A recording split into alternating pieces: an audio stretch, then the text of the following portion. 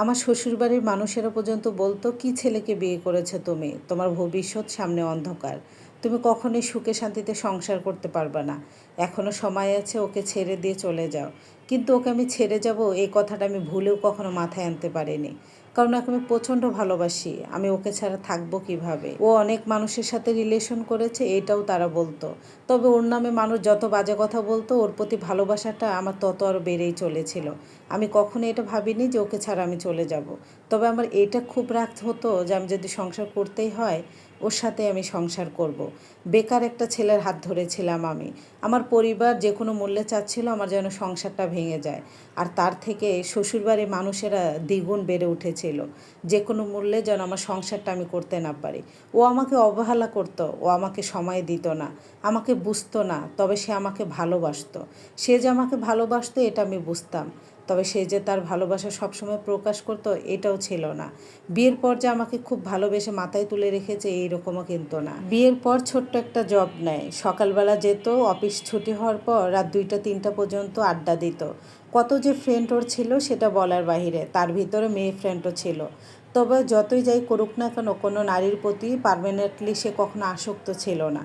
কোনো নারীকে তার ভালো লাগতো না। আমাকে প্রচণ্ড অবহেলা করতো, আমি খেয়েছি কি না। এমনও রাত গিয়েছে আমি ওর জন্য সন্ধ্যার সময় খাবার নিয়ে বসে আছি, ও বলতেছে আসতেছে আসতেছে, আর 5 মিনিট 10 মিনিট বলতে বলতে ফজরের আজান দিয়েছে, বাসায় ফিরেছে, তাও আবার নেশাগ্রস্ত অবস্থায়। ওর জন্য খাবার নিয়ে বসে থাকতে থাকতে কান্না করতে করতে সেখানে আমি ঘুমিয়ে পড়ি। বয়স কম ছিল, মানসিক প্রেশার নিতে পারতেছিলাম না। স্বামী না ভালোবাসতো, না আমাকে ছেড়ে দিচ্ছিল। আর ওকে ছাড়া আমি কিছুই ভাবতে পারতেছিলাম না, না আমার ফ্যামিলি আমাকে মেনে নিয়েছিল।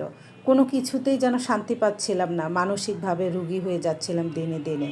আমি কি খেয়েছি, কি পরেছি, ও আমার এগুলো কখনো দেখাশোনা করতো না। যে বাসায় ভাড়া থাকতাম আশেপাশে সবাই বলতো, এই ছেলেকে তুমি ডিভোর্স দিয়ে দাও, এই ছেলে ভালো না, সংসার করতে পারবে না। কিন্তু আমার সবসময় মনে হতো, ডিভোর্স দিলেই কি আমি ভালো থাকবো? আর ওকে ছাড়া যে আমি কিছু ভাবতেই পারি না। ও আমাকে অবহেলা করুক, কিন্তু আমি তো ওকে ছাড়া থাকতে পারবো না।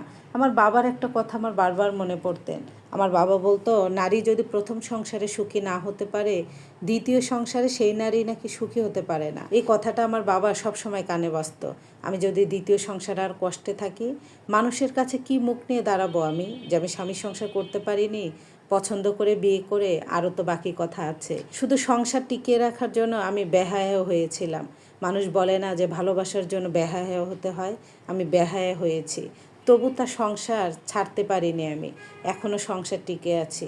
জানি না আদৌ শেষ পর্যন্ত থাকতে পারবো কি না, তবে সবার দোয়া চাই আমি।